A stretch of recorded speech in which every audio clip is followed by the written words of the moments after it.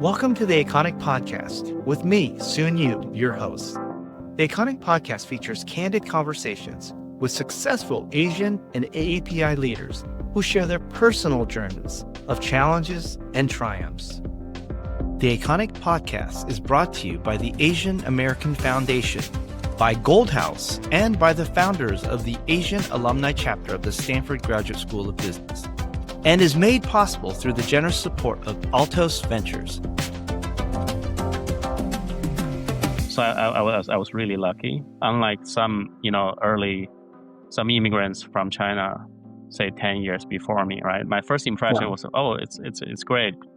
But very quickly I felt like, oh, it's aside from that, living in Folsom is quite boring. Everything closed after like 8 p.m. Especially I couldn't find any food I like, right? So the closest Chinese supermarket was in Berkeley, 2 hours away, right? And within 1 hour, there was one Vietnamese supermarket in close to Stockton. It's like between Sacramento and Stockton. So we had to drive about an hour to the Vietnamese supermarket. It was very hard to find the food I like. That's one challenges. Welcome to the Aconic Podcast. I'm very excited to welcome Larry Liu to our podcast. Larry, welcome. Thanks for having me. I think our listeners may not be as familiar with you, although you have quite a few podcasts out there, and your story is one of those that have been told. I think it's been shared. It's been cherished. Nevertheless, I still think it needs to be told many more times, and I'm sure there's different flavors that we'll be able to share today about your story.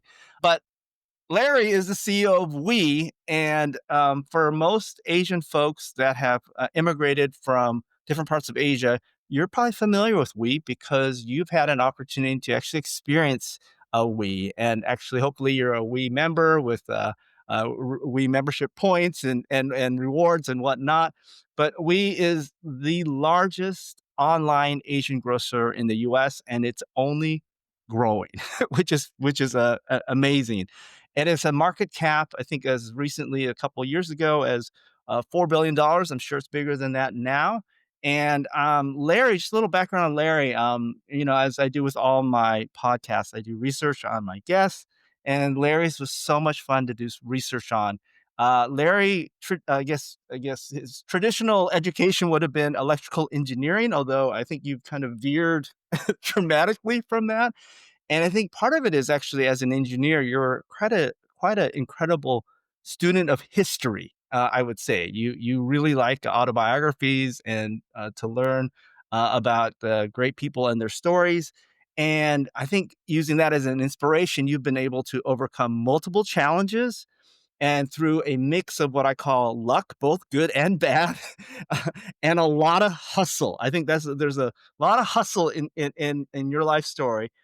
You've actually not only become a student of history, but you're creating something actually quite historic and potentially iconic in terms of the landscape of American business and how we celebrate and come together as families and as communities, especially as immigrants. And I think it's also because really you actually ended up having faith in believing in what was needed for many of these communities. So we're gonna dive into that. But Larry, thank you for joining our podcast. I want to begin at the beginning. And you grew up to, I think, really an interesting background. I was reading a little bit about you, and it said your parents, your father was an English teacher and a art teacher, and your mother was a former midwife.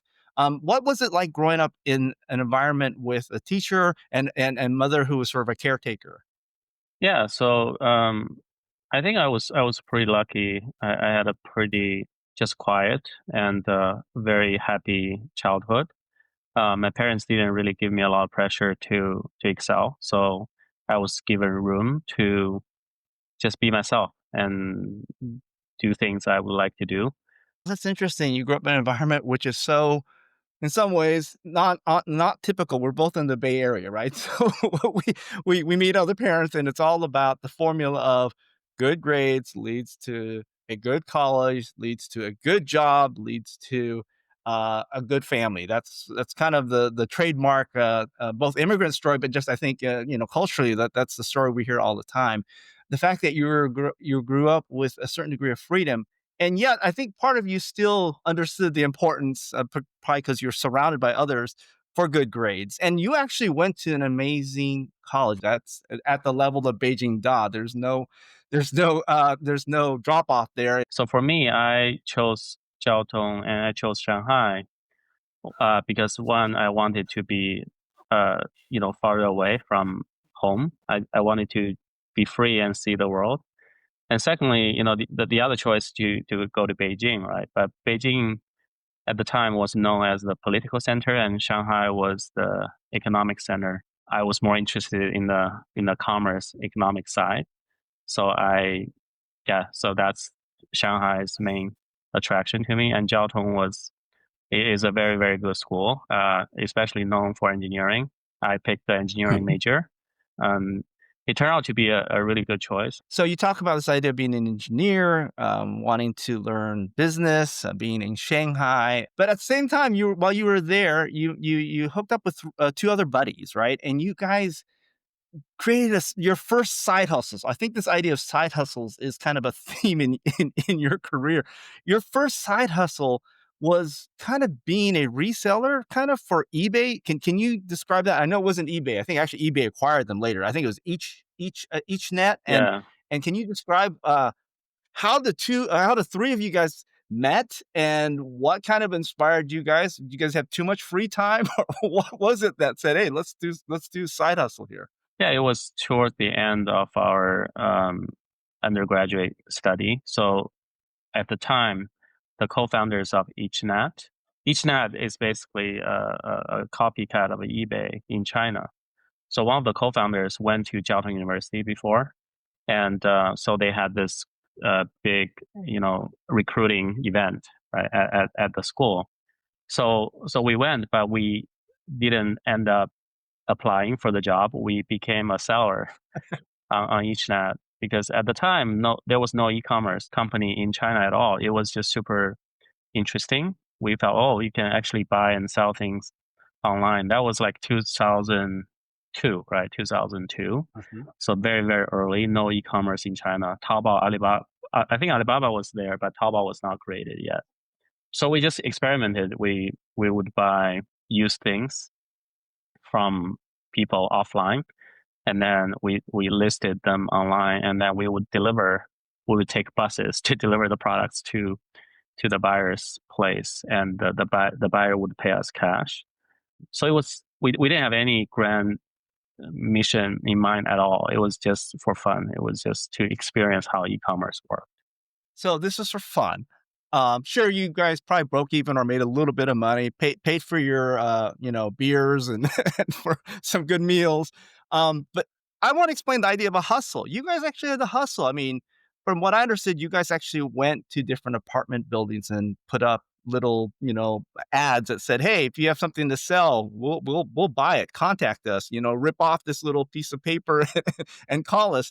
And then the idea that you would actually pick it up physically and then deliver it riding buses, okay, to wherever, the buyer was. That to me is, I mean, the epitome of the idea of a hustle. So early on in your days, you had no problem hustling. And so I think that's a really incredible skill. So talk about the friendship that you developed with these two other co-founders, because I think you've had a 30-year relationship with them. I believe your co-founders' names are Zuming Xie and is it Zhong Wang? Yeah. So one of them, to me, we were classmates, we were roommates. So we had known each other since '98. So not quite 30 years, but 26 years now. John, I got to know him when we both worked for Intel after we graduated. So we also graduated from Jiaotong in the same year, but we didn't know each other until we graduated and met at Intel Shanghai. Wow. Okay. So it's incredible that, your paths crossed so early on. And for whatever reason, I think probably because of the friendship and probably trust, is that fair? That sort of kept you guys. And I don't know, is there also this idea of complementary skill sets and personalities? Is that part of the reason that you guys sort of stay together? at at the time, I didn't really think too much about complementary skills or personalities. We just naturally got along, and we just wanted to experiment things, and we were kind of restless. We didn't want to just do the day job and call it a day, right? We all wanted to do something special. I think that's what bounded us.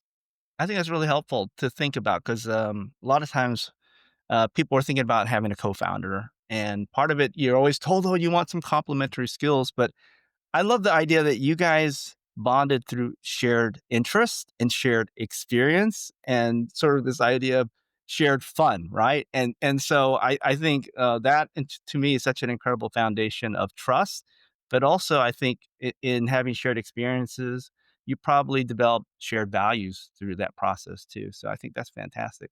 So you mentioned you wanted to see the world, and I think there's probably early on, I mean, I think in China back in the late 90s when you were growing up, late 80s, late 90s, I'm sure the US looked very interesting. Like there's probably a lot going on in the US at the time. I think in the late 90s there was a whole internet, boom and then bust. And so was there some desire to, see the world beyond China?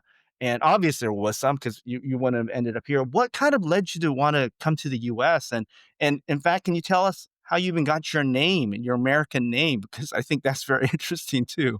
Yeah, I mean, coming to the US was always my plan.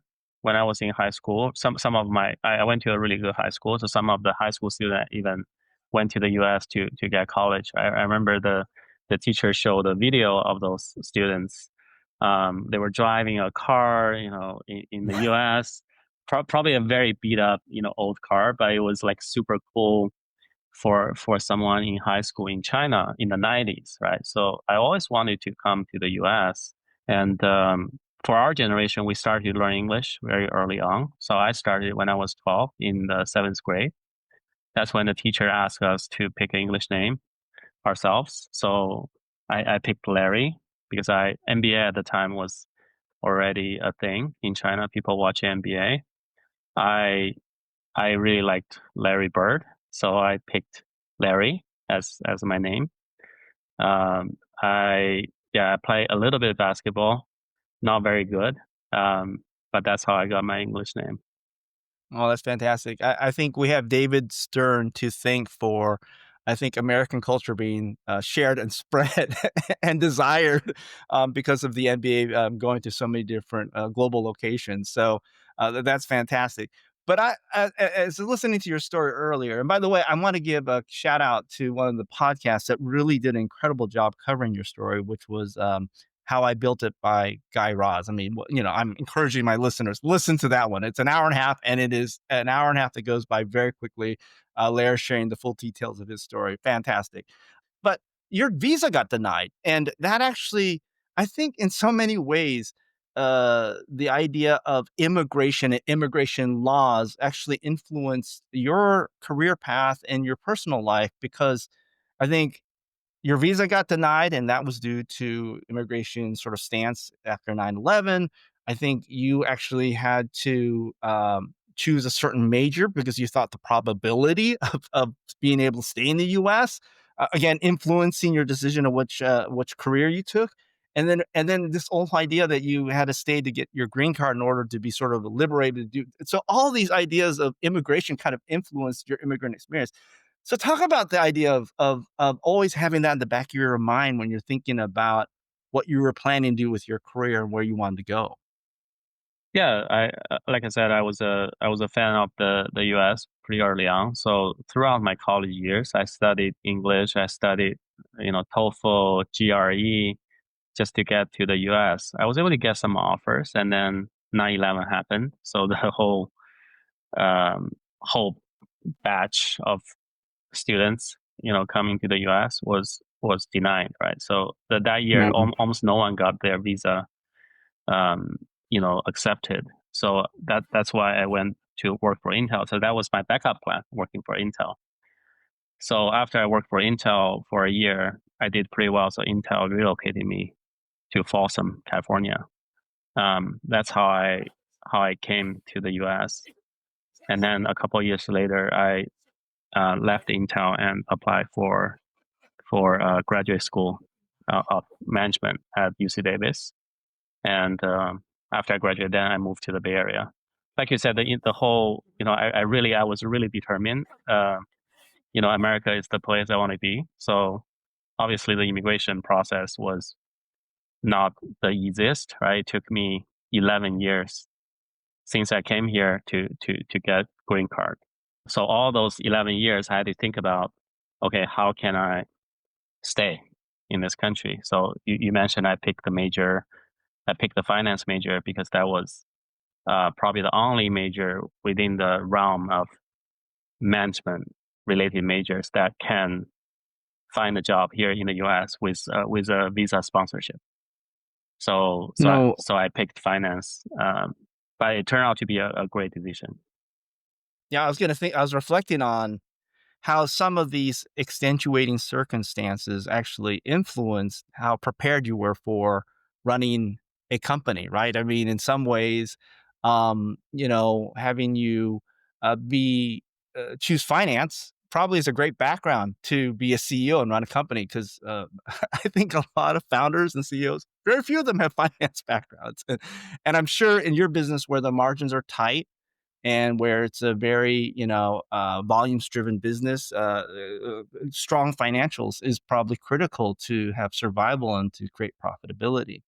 um, uh, I wanted to sort of go back a couple things and looking at your background and talk about your first experience in coming to the US. You said you worked for Intel, and I think early on you worked for Intel in Shanghai. And I think you were very lucky in that Intel sponsored you to come to the US.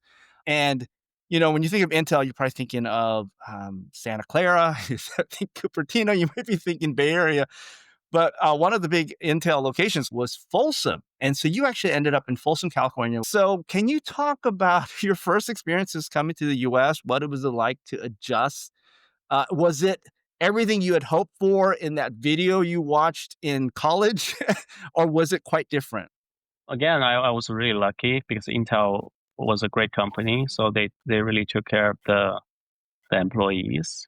I was given $800 allowance. I remember they gave me the $800. Hey, here you go.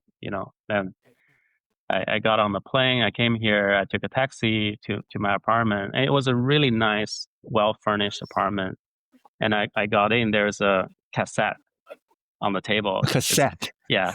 So there's a player. So I play it. Say, oh, welcome to the U.S. So it's actually, everything was so well organized, and they had someone to help me get Social Security number. They had booked like 30 hours of driving like lessons.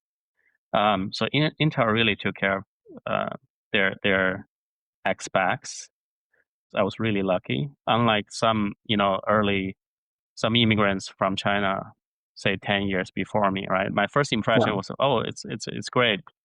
But very quickly I felt like, oh, it's aside from that, living in Folsom is quite boring.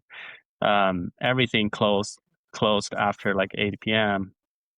Especially I couldn't find any food I like, right? So the closest Chinese supermarket was in Berkeley, 2 hours away, right? And within 1 hour, there was one Vietnamese supermarket in like close to Stockton. It's like between Sacramento and Stockton. So we had to drive about an hour to the Vietnamese supermarket. Yeah, it was very hard to find the food I like. That's the one challenges. Yeah. And you mentioned, I think your first Chinese meal was, where was it? That was Panda Express. My very first meal in the U.S. was a Panda Express. Yeah. And I think you said it. That my son loves it too, but he loves it, China. He loves Panda Express, but it's probably not the same thing as what you were used to in China in terms of the food, Yeah, right? yeah. I still like Panda Express. I still go there once in a while. I love the food. Yeah, it's a little bit different from what we had in China, for sure. So, so early on, obviously, you had that first sort of seed plant that, hey, I'm uh, being homesick means I miss the foods. right? The smells, the foods that I'm used to. And, that was something obviously being someplace like in Folsom versus maybe first initially showing up in the Bay Area, you probably experienced more deeply than I think other immigrants. And I'm sure most immigrants immigrate to different parts of the US and not to San Francisco area. So that is probably very common. And so I suppose that was sort of the first seed plan in terms of, I don't know, the future idea that obviously, became We.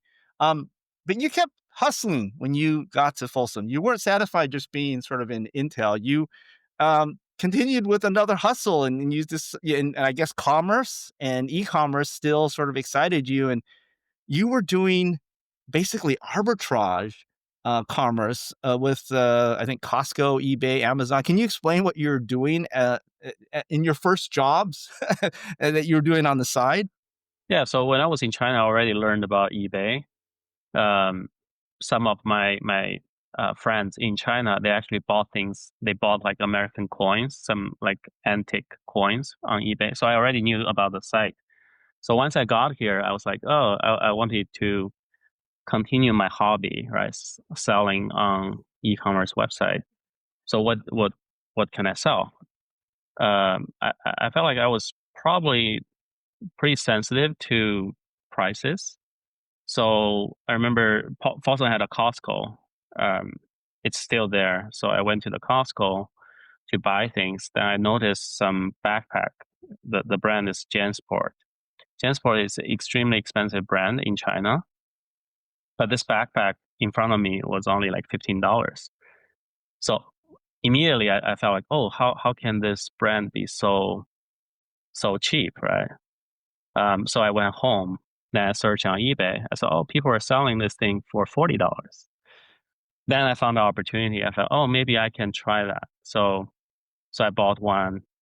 I was able to sell it on eBay for like $40 after shipping and fees. I can make $10, right? So that was very satisfying, making $10 just like that.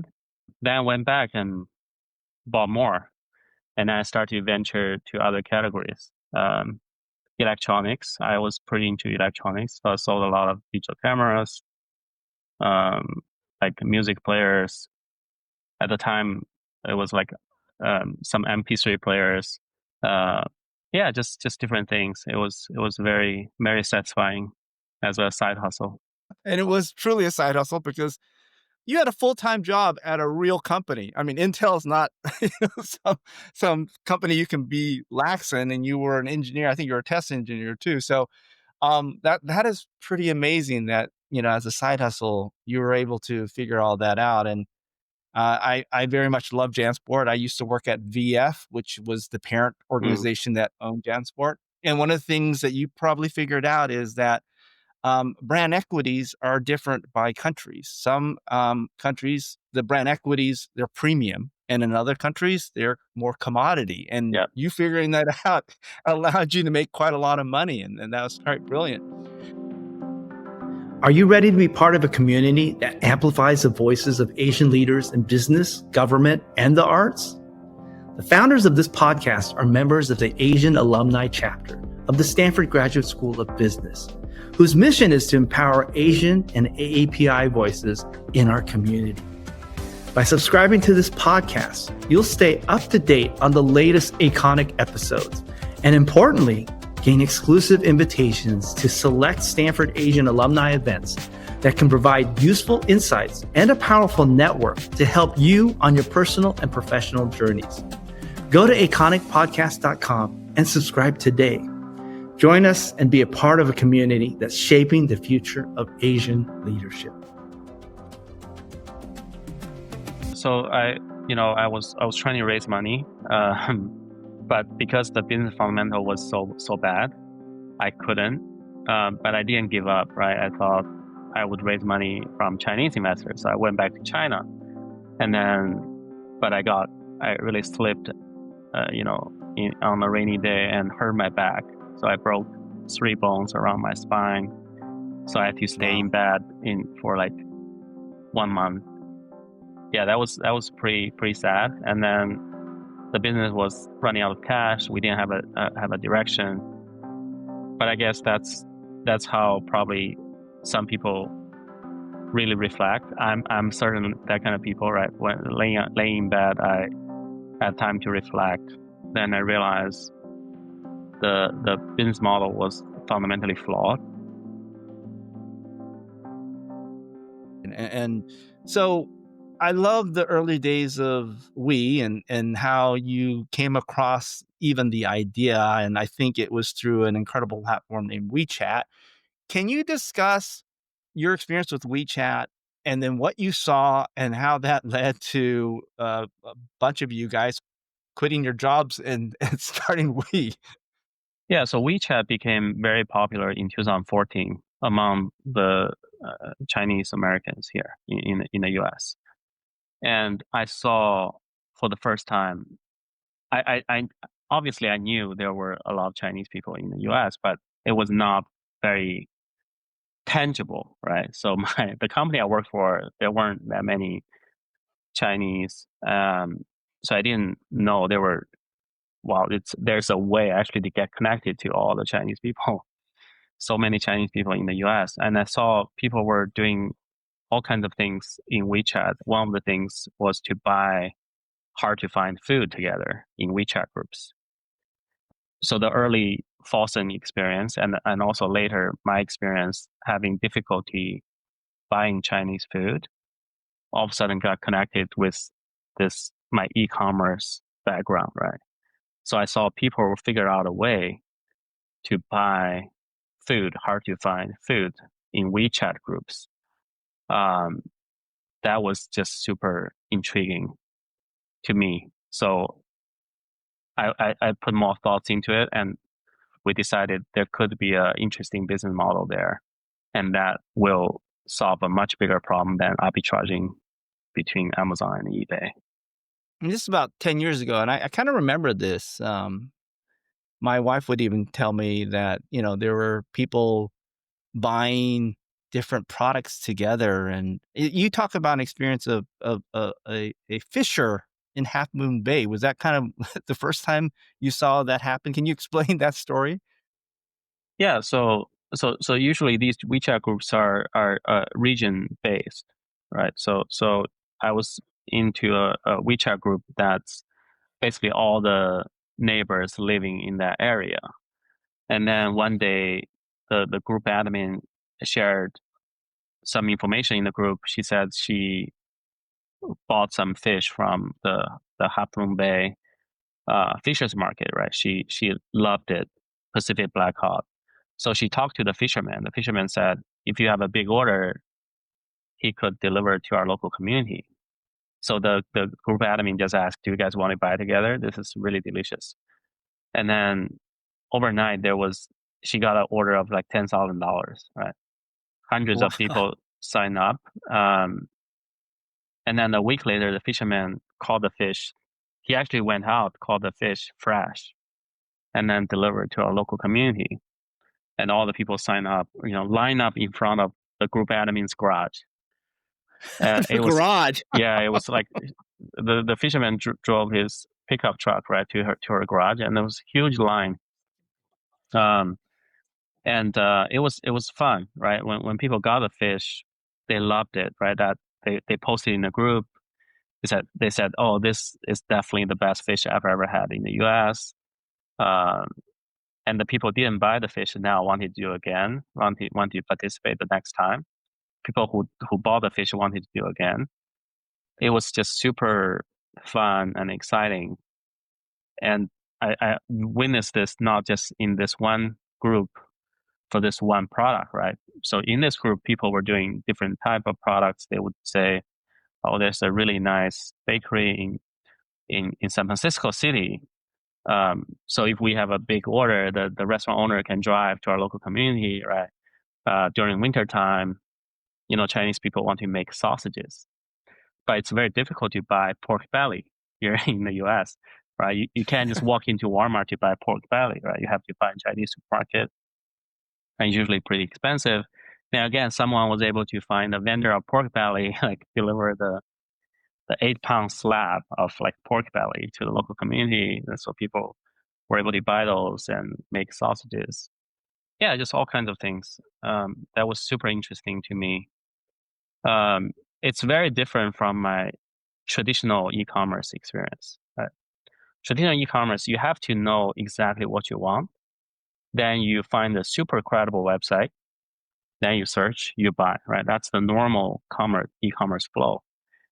But in this group buy setting, I noticed that there was no software at all. People place order by texting in the group, say, I want 1 fish or give me 5 pounds of pork belly, right? It's all text. And then the people trusted the vendor because they trusted the organizer, right? So the vendor by themselves didn't have much credibility. It's because the social relationship between the organizer and the customers make them trust the vendors. And also, this was very exciting, right? This full shopping experience, very exciting. So I noticed a few things that are very different from traditional e-commerce. So that's when I decided this could be something big, because I knew I could never create another Amazon if I follow the Amazon playbook, right? I could never create another eBay if I follow the eBay playbook. If anything of value that I create, it has to be something new. It has to be a playbook that no one else has ever done before. And this really had the potential to be something no one has ever done before and could be a big thing. That's when we had the conviction to just quit our jobs and started this business. That's amazing. And this idea that you saw this pattern and you saw that people basically were jerry-rigging the idea of wanting a taste of home, and in the process of finding social connection, a sense of community. Uh, and I think your first iteration of We was, how do we better empower, I guess, these group organizers to do what they're already doing or what they want to do? I think it's fantastic. And I love this idea that it wasn't the type of commerce was more about, instead of search, it was about social curation, and that was I think that in itself is such an interesting insight. Talk a little bit about how you guys came up with the name We, because I think there's some meaning behind the name We. Yeah, so we came up with this name because the group buying experience I described to you, we felt like it was a social way of buying, right? So we picked WE to mean social, and it's super Mm. exciting. So we, like my daughter slided down the slide, she would say we. So that's how we decided on the name. I thought there might be a third thing in that. It was also inspired by WeChat, but I guess that, that may not be. But that's fantastic. I love the origin story of the name. It's very befitting. Um, you've got some early traction. It was you, Zuming, and Zhang. You guys worked together on this. You quit your jobs. Um, I think you actually had to wait to quit your job because you were waiting to get your green card, but that sort of allowed you to then actually quit your job. Um, Talk a little bit about the early days. Did you get some traction? Was it successful? How did you end up funding this and supporting it? So the first version of We, like you said, was to empower the group leaders to organize group buys easily. We did not have funding. We made some money from the previous eBay business, so we self-funded the We business using the eBay money. And we didn't raise money because I knew deep down that even if I tried, I probably couldn't raise. My undergraduate school was a good school, but UC Davis is a good school, but it's not the type of school. Once you have a degree from there, you can just get a check from VC, right? So I knew that I didn't have enough track record to to be interesting to any venture capitalist if I don't have any data to show, right? I can't just sell a concept.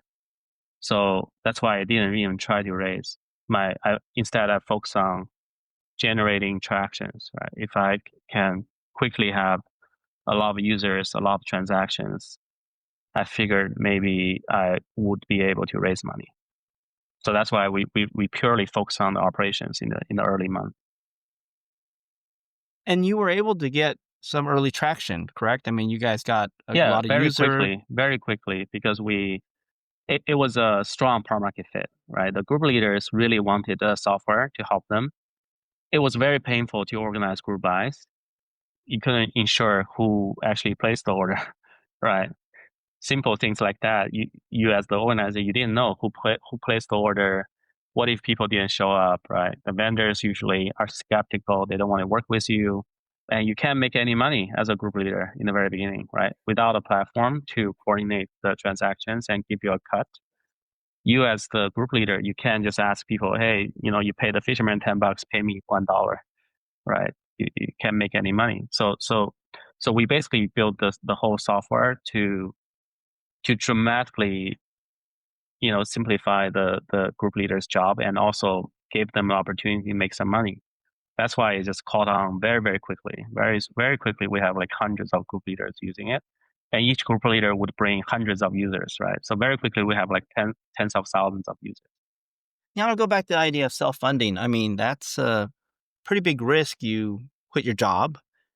Um, I understand from some of what you've shared, you actually sold one of your properties that you had. I think you had two homes. You sold one of them to actually help self-fund this. I'm sure there's kind of a conversation with your wife about taking that type of risk. Um, but yeah, talk about the sacrifices of doing the self-funding and the idea of trying to raise money. And where did you actually get your first sort of bit of, I think, money, angel money? Yeah. So I didn't plan to raise, like I said. And then one day, one of the customers reached out to me. Right? Customers. She was doing group buys in those WeChat groups. She said, "Do you want to meet my husband?" I asked her, "Who is your husband?"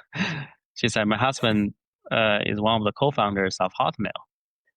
And yeah, they I think in 18 months they sold the company for $350 million in the late 90s. So, and obviously I knew Hotmail, and it was such a big name, right? One of the huge successful name in the .com era. So I said, "Well, yeah, great. Yeah, I would love to meet your husband." But again, before the meeting, I didn't try to raise money. I just walked into his Santana Row office, and then yeah, 2 hours later, I got my first commitment. He he was an angel investor in Turnout, and he felt like it was a very interesting idea. So he asked me, "How much money do you need?" I said, "I didn't plan to raise, but if I do raise, I want to raise $1 million." And he said, "I'm not going to give you $1 million, but I can give you $250,000. And by the way, that one of the key skills as a CEO is the ability to raise money. So you need to demonstrate that you are able to raise the remaining $750,000."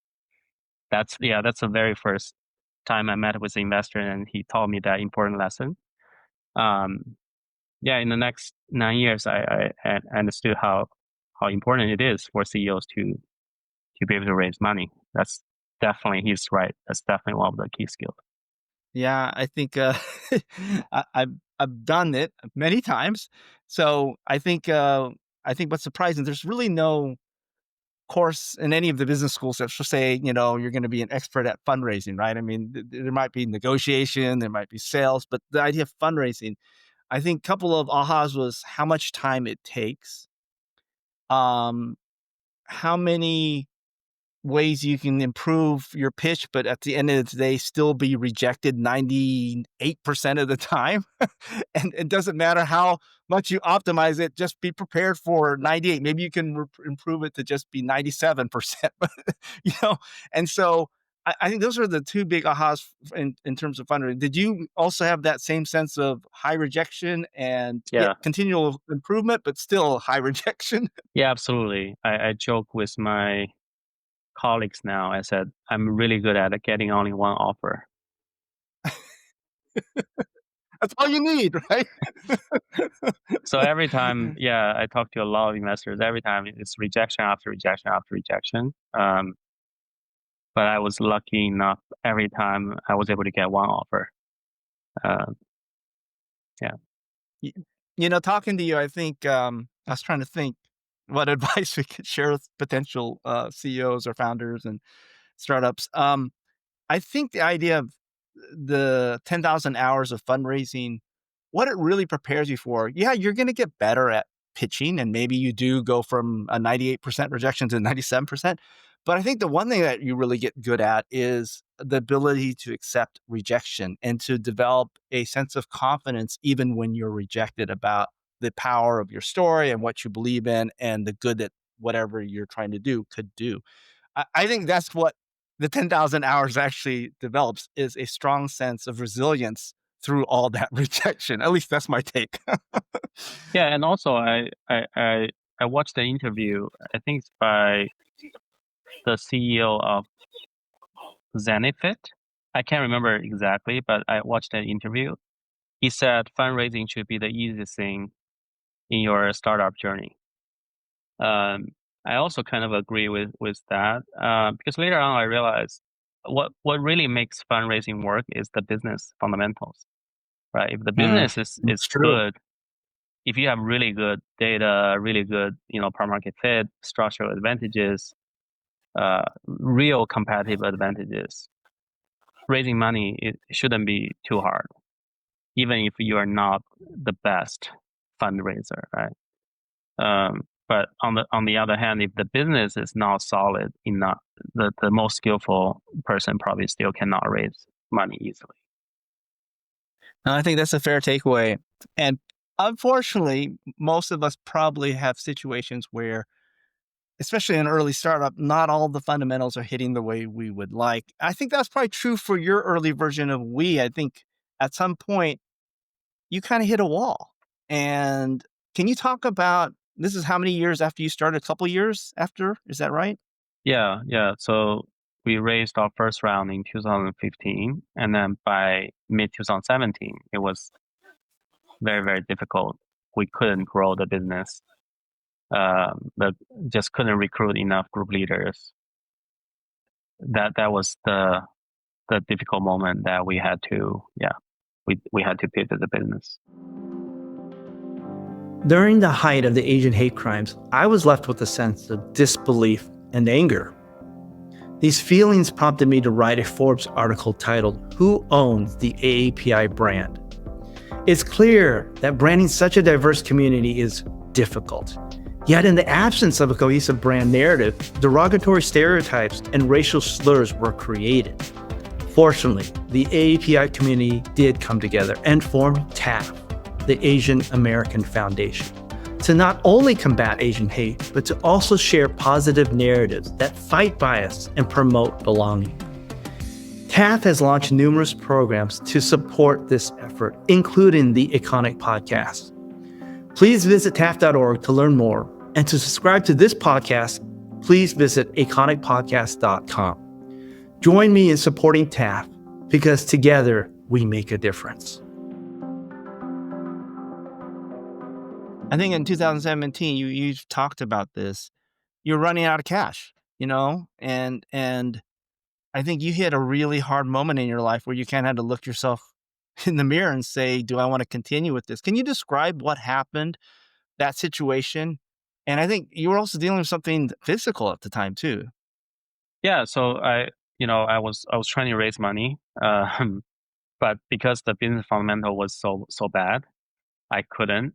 But I didn't give up, right? I thought I would raise money from Chinese investors, so I went back to China, and then, but I really slipped, on a rainy day and hurt my back, so I broke 3 bones around my spine, so I had to stay in Wow. bed for like 1 month.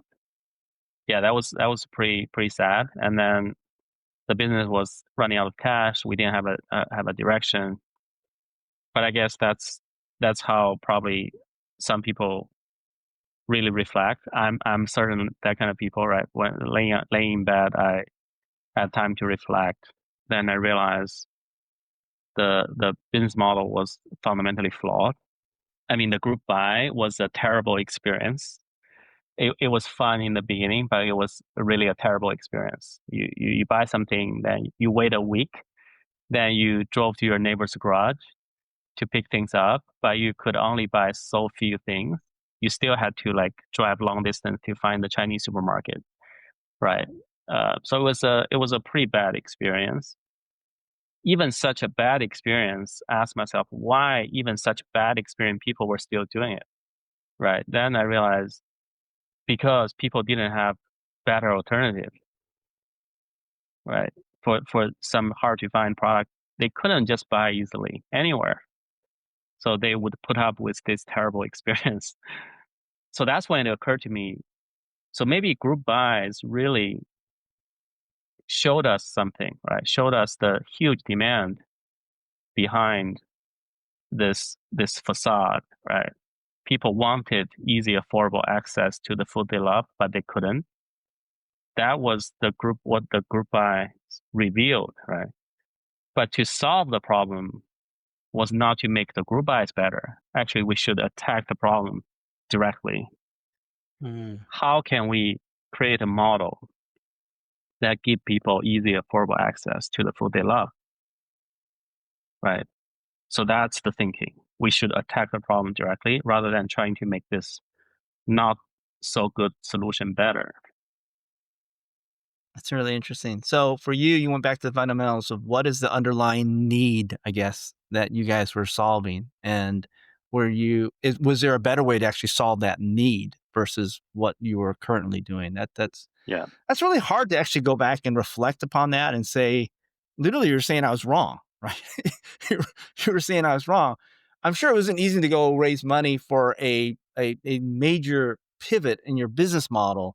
I'm sure, especially with bad fundamentals, how did you end up being able to survive, to do such a major pivot?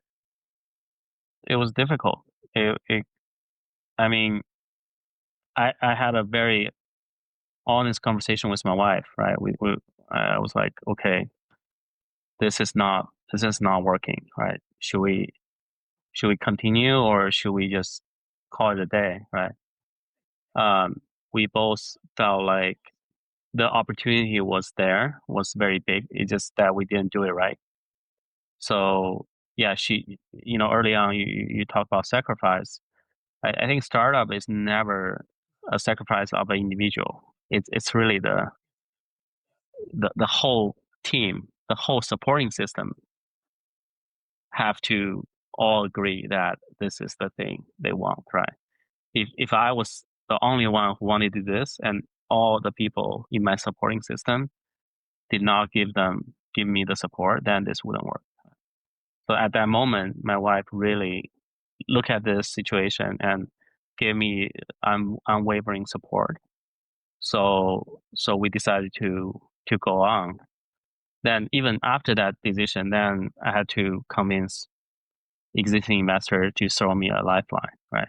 And I personally, like you mentioned, we sold the house. That's when we sold the house, so we can show that we had faith in this new direction. Because in investors' mind, they're always evaluating, okay, am I throwing good money after bad, right? They want to see, okay, whatever additional capital I put in, there is a decent chance that it could work. Yeah, so that's what happened. Then we just raised a little bit of money from existing investors, and we dramatically changed the business model from the group buy model to grocery delivery model. So with that, we basically had to rebuild everything. We had to rebuild. We didn't need to deliver to individual addresses. Now we have to build a fleet that can do the delivery. We have to change the warehouse setup. We have to carry many, many more SKUs, products. We have to, have many, many more vendors. The software have to be completely changed, right? Just a lot of things. But once the direction was correct, actually you can feel the wind, the tailwind, right? Once we made that change, before it was like pushing a wall, but then after we made the change, it's the strong tailwind. It feels like the wind is blowing you forward. So we were able to, just start growing very, very quickly after the pivot. I think just listening to that story, I think back about the idea of, most of these seminal decisions aren't made in isolation. They're made with family members. They're made with co-founders, and they're made with the team that got you there. And it then is followed up by a lot of humble pie, I would suppose, with our investors saying we were wrong. And, we do believe in this. And also then, I guess, a sign of commitment, right? You having to sell one of your homes and really, demonstrate that you were committed behind that. Wow, that's amazing. That probably all happened within a couple of months time frame, right? In terms of that whole pivot and, I think you getting laid out on your back and all that. And that must have been a very dramatic period. I think, the Weee story is fantastic. I suppose the pandemic helped to some degrees. I'm sure the post-pandemic's been tough to sort of maintain, but talk a little bit about when you sort of knew you had something, like you knew this was working, and what that felt like to have that win, so to speak, under those wings. So the pivot happened in July of 2017. We were able to raise fresh capital in December of 2018. So that 18 months, we proved the new model. Is working. And then a year later, we were able to raise more capital. That December of 2019, we were able to raise our Series B, $18 million Series B. So I would say before COVID, we were lucky. We were already built a model that definitely worked. So we already had that confidence. So when COVID hit, the demand just skyrocketed, right? But we didn't have to, in the middle of the chaos, trying to figure out the model, right? We had the model already. We just need to scale it, right? Scale it from a couple cities to 10, 20 cities, scale from a single ethnicity, which is Chinese, to 7 different ethnicities, scale the team, and raise a lot more capital in the process. It was, I mean, I can talk about this thing for like hours, right? The learnings and the challenges scaling a business. But I would say we were really lucky that we had the model already pretty well defined and executed before the huge COVID wave of demand came, right? If COVID came in 2017, we wouldn't be able to take advantage of that at all, right? We didn't have the model. Or when COVID even hit in 2018, we were not ready. But it hit in 2020, right? Gave us 3 years to already perfect our model. That's why in my other interviews, I said, luck played a huge role in this whole endeavor. You just can't imagine if some of these events happen in a different sequence, then there will be no business at all. It's interesting you talk about luck. And I know we didn't talk a lot about this, but you're an avid reader and you read biographies. You mentioned reading Robert Caro's autobiography of Lyndon Johnson, and I'm sure you read about Bezos and a whole bunch of other sort of great mavericks. And it's this idea of creating history. And so are you somebody that is creating history, or sort of history helping create you? and part of that is fate, call it luck, call it whatever. I'm really curious as your take on, building this platform and making it historic Is this something where you feel that you've been in a very fortunate place, or it's been more kind of the grit, determination, the side hustle that's kind of prepared you to actually sort of lead this change? I think if I hadn't existed, I think someone will create such a business. I think the most fundamental reason why we exist is the huge demographic shift in the U.S. You know, you probably know this.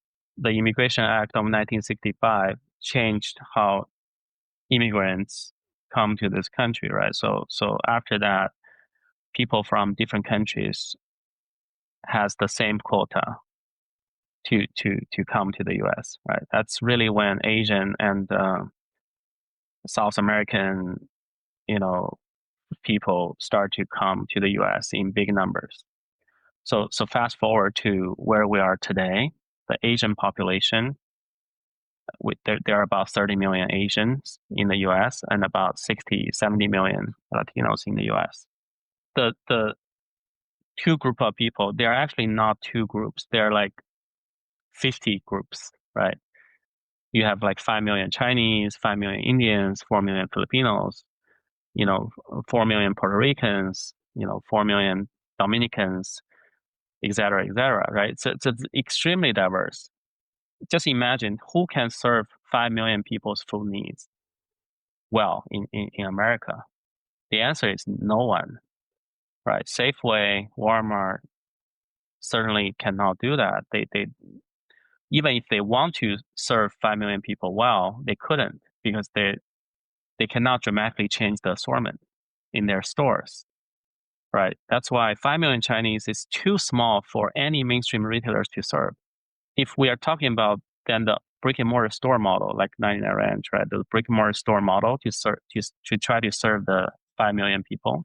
The fundamental challenge is you cannot open enough stores because there are only 5 million people. How many stores can you open, right? It took 99 Ranch 45 years to open 60, 65 stores, which means most people will be inconvenient because they cannot, for America, such a huge country, to find 65 stores is so hard. That's the fundamental reason why we was created, because we was created to solve this problem no one else can solve. And the problem is the same for Chinese people, for Vietnamese people, for Korean people, for Indian people, for Dominicans, for Mexicans. Exactly the same problem. No one can solve that problem really well. So that's why we came in, we created this model that can better solve this problem than anyone in this country, right? So going back to the hedgehog concept, we're passionate about solving this problem because we are immigrants ourselves, right? This is our problem. We want to solve it. Then we're best in the world at solving it because we create a model that is structurally better than anything available on the market.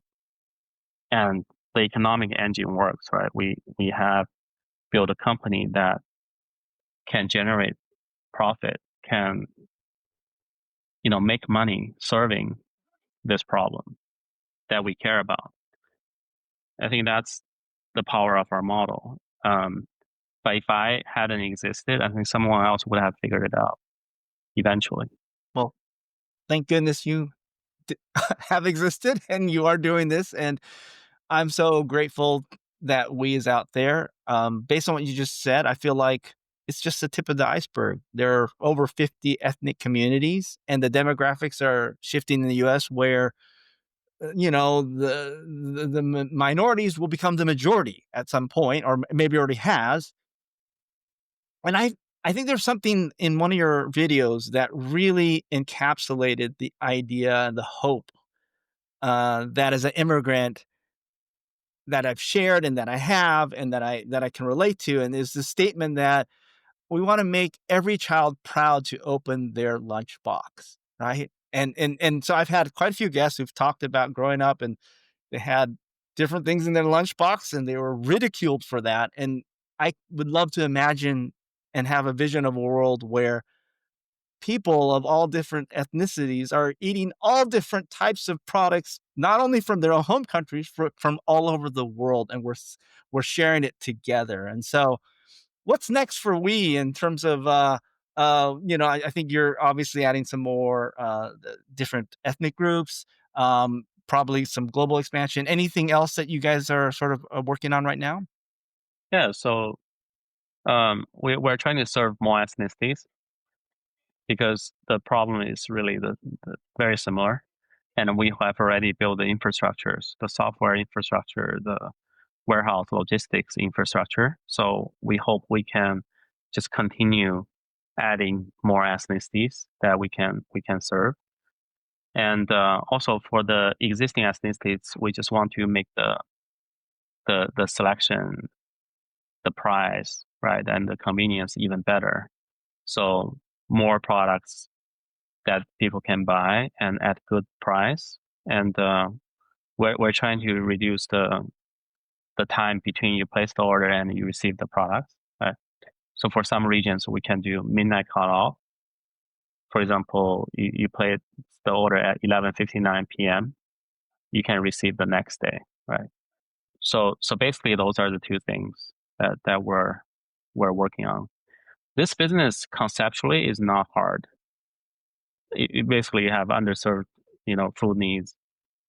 We serve them, but the hard thing is about doing all these things online, offline, supply chain, warehouse, logistics, software, AI, data, right? You name it.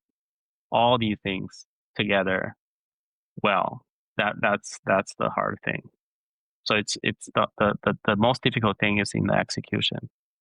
Well, I look forward to probably having you on the show again. There's so much we can talk about. There's, I think, life stories, this idea of bringing community together. I think your broader mission statement, the story of how your family has influenced you and made you choose certain things that have made you grow and be better. I think all those are so interesting. And obviously, there's so much to pull apart about the business itself.